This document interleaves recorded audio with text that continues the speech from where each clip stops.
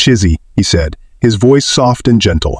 "I know that I am not worthy of you. I am just a simple farmer with nothing to offer. But please don't push me away.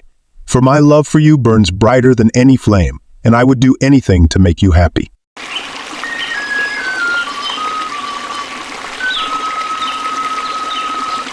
Once upon a time, in the heart of Nenye village, there lived Princess Chizzy. Her father, King Oti, ruled over the village with benevolence, and Chizzy, his eldest daughter, was known for her kindness and compassion towards the villagers. However, Chizzy had struggled with a peculiar issue her entire life, a strong body odor that never seemed to fade away. Even as a young girl, she emitted a foul smell that set her apart from her peers. As she grew older, the odor became even more potent, causing people to shy away from her presence. Despite her beauty and royal status, suitors would quickly retreat upon getting close to her due to the unpleasant smell. This constant rejection left Chizzy feeling lonely and isolated. She spent most of her days within the confines of the palace, yearning for companionship and acceptance. Her only solace was in gazing out of her window, dreaming of finding true love, someone who would embrace her for who she was, odor and all. One summer day, as the village celebrated the feast day with lively festivities, Chizzy couldn't resist the temptation to sneak out of the palace and join the merriment. However, her presence soon disrupted the joyous atmosphere as people recoiled from her strong. Heartbroken and humiliated, Chizzy retreated to the shadows, hiding her tears behind a veil of bushes. To her surprise, a young man named Eric, from a neighboring village. Eric loves dancing. He approached the princess with a warm smile. Despite being aware of her body odor, Eric encouraged Chizzy to embrace her love for dancing and ignore the taunts of others. Inspired by his kindness, Chizzy let go of her inhibitions and danced with abandon, feeling truly accepted for the first time. Chizzy was a vision of grace, with eyes that sparkled like the stars and a smile that could light up even the darkest night. Eric, on the other hand, was a humble farmer, with hands calloused from tending to the land, and a heart as pure as the waters of the nearby river. As the days turned into weeks and the weeks into months, their friendship blossomed into something more. They shared secrets beneath the shade of the iroko tree, laughed together under the twinkling stars, and stole glances that spoke volumes when no words were needed. One evening, as the sun dipped below the horizon, casting a warm glow over the village, Eric took Chizzy by the hand and led her to their favorite spot beneath the iroko tree. With a nervous smile playing on his lips, he poured out his heart to her, professing his love in a voice that trembled with emotion. "Chizzy," he said, his eyes alight with affection, "I cannot imagine my life without you by my side. Will you do me the honor of becoming my wife?" Tears welled up in Chizzy's eyes as she threw her arms around him, her heart overflowing with happiness. "Yes, Eric, 1,000 times. Yes," she exclaimed, her voice choked with emotion. But their joy was short-lived, for soon after, a deadly plague descended upon the village, spreading like wildfire and leaving death and despair in its wake. The villagers were forced to isolate themselves from one another, living in fear of the invisible enemy that lurked outside their doors. Months passed, and though Chizzy and Eric were separated by the cruel hand of fate, their love remained as strong as ever. But amidst the chaos and uncertainty, Chizzy fell ill, her body racked with fever and her spirit on the verge of breaking.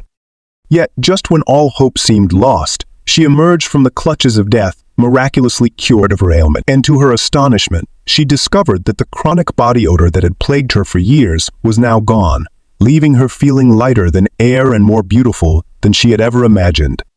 As the plague subsided and life slowly returned to normal, Chizzy found herself basking in the adoration of the villagers, who marveled at her newfound beauty and confidence. But amidst the whispers of admiration and the longing glances of would-be suitors, Eric returned to the village, his heart yearning for the one he loved.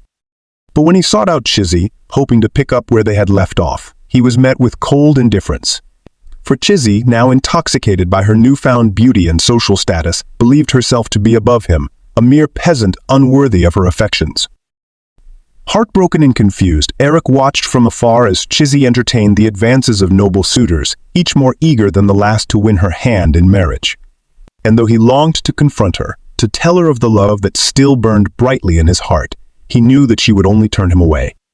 Desperate for a solution, Chizzy's father, King Oti, encouraged her to choose a husband quickly, fearing that her stubbornness would leave her alone and unwanted. And so, in a bid to appease her father and assert her newfound status, Chizzy decided to host a wrestling tournament to select a suitor worthy of her hand. But as the day of the tournament arrived, disaster struck once more.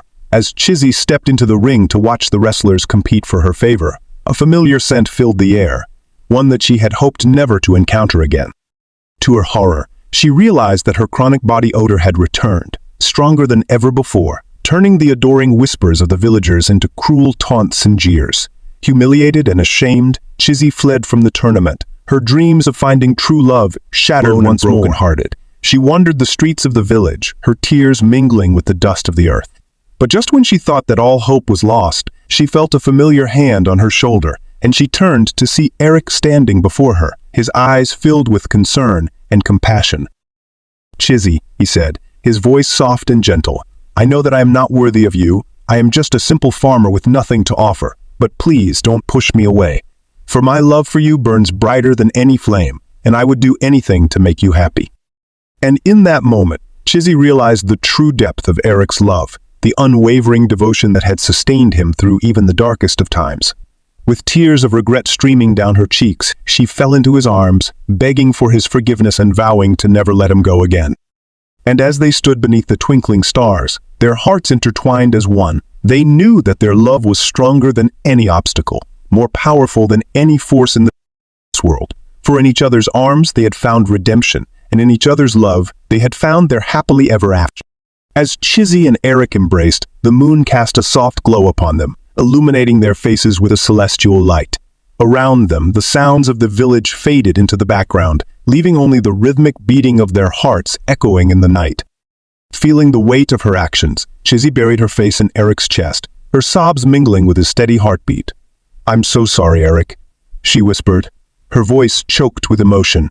"I let my vanity cloud my judgment, and I pushed you away when all I ever wanted was to be with you." Eric gently lifted her chin, his eyes filled with love and understanding. "There's no need for apologies, my dear Chizzy," he said, his voice tender as a lullaby. "For love is not measured by social status or outward beauty, but by the depth of the connection we share." With a trembling hand, he wiped away her tears, his touch a balm to her wounded soul. "You are the most beautiful woman I have ever known, not because of how you look, but because of the kindness and compassion that reside within your heart." Moved by his words, Chizzy felt warmth spread through her chest, banishing the doubts and insecurities that had plagued her for so long. In that moment, she knew that she had found her true worth, not in the eyes of others, but in the love that Eric so freely gave. Together, they walked hand in hand through the streets of the village, their hearts light and their spirits soaring. And as they gazed up at the stars above, they made a silent vow to cherish each moment they shared, to never again let pride or vanity come between them. For they had learned that true love was not just a fairy tale dream, but a reality worth fighting for, a bond that could weather any storm and conquer any obstacle. And as they disappeared into the night, their laughter mingling with the gentle rustle of the palm trees, they knew that their love would endure for all eternity.